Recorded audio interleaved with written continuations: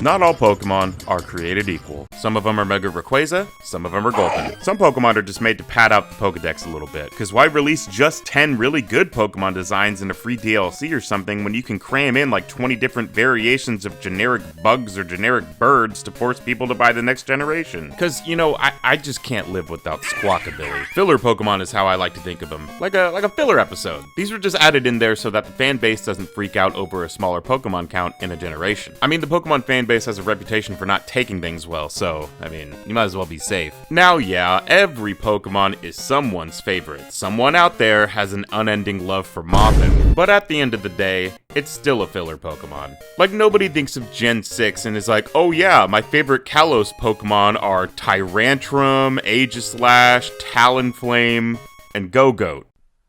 Who? And I'm not gonna make fun of anybody for being a certified Go-Goat enjoyer. You could be doing worse. Some people out there still enjoy ridiculousness.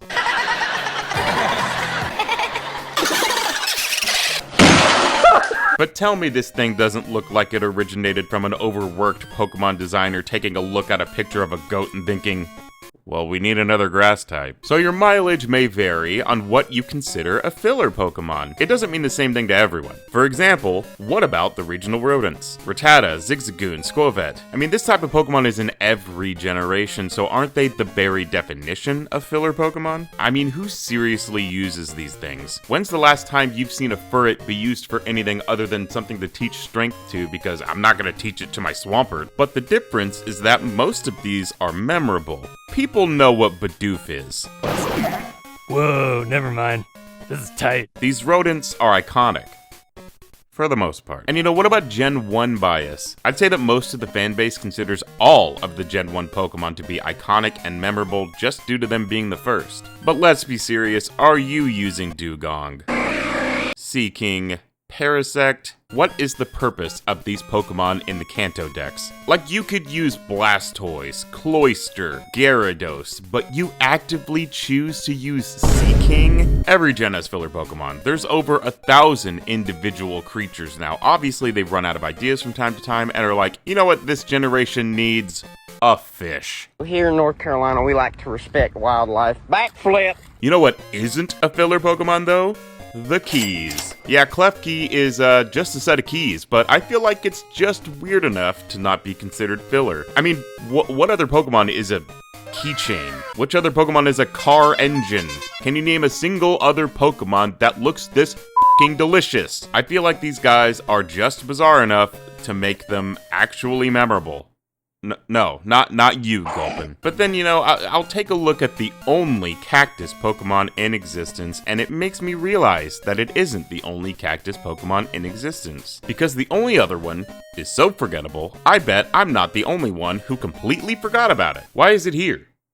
What is its purpose? Look at its stats, point and laugh. What I find interesting is that this isn't really an issue that's gotten worse over time. There's less and less filler every generation, and a lot of your Pokemon that would normally be seen as filler have something weird or quirky about them that makes them memorable. Why is this bird eating a Pikachu? Oddly enough, I feel like the older generations had more filler. I already mentioned these things, but why are Spearow and Fearow here? I don't remember any big battles involving either of them. Pidgeot got to be on Ash's team and got a Mega Evolution, and Fearow is just an above-average sized bird. And let's be honest, there's more filler here, but oh no, Tangela isn't forgettable because it's old. Even my personal favorite generation, Gen 2, is full of filler. Did anyone ever use Stantler before Wardeer came around?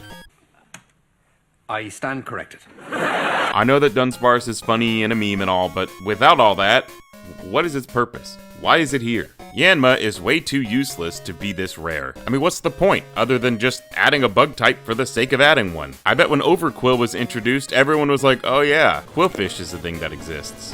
And don't even get me started on Hoenn. There is so much filler, it's insane. This was the gen I played the most as a kid, okay? I have as much nostalgia for this gen as anyone, and I'm telling you, there is no reason for Clamperl to exist. Volbeat and Illumise might as well be invisible. I forget Wishcash even has a pre-evolution. Look at his face.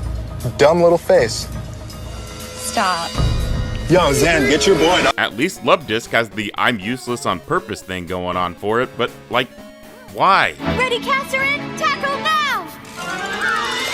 What do you even do? But Gen 3 has so many bangers. Flygon, Aggron, Sharpedo, Milotic, Gulpin. I said it before though. Every Pokemon is someone's favorite. Sure, I forgot that Sawsbuck is a Pokemon and not just a regular deer I saw once, but someone out there is just the biggest Sawsbuck fan, and I'm not here to make fun of you for it. I just find the idea of filler Pokemon fascinating. There's not really all that many of them, all things considered. For every Thievul, there's a Copperajah, a Corviknight, and a Grimmsnarl. So when I start a new generation, and I see whatever this thing is supposed to be, I don't get annoyed. I'm just glad it exists, and I hope someone out there loves that thing. And hey, I mean, it may not be the prettiest Pokemon, but I still do like Gulpin. These nuts!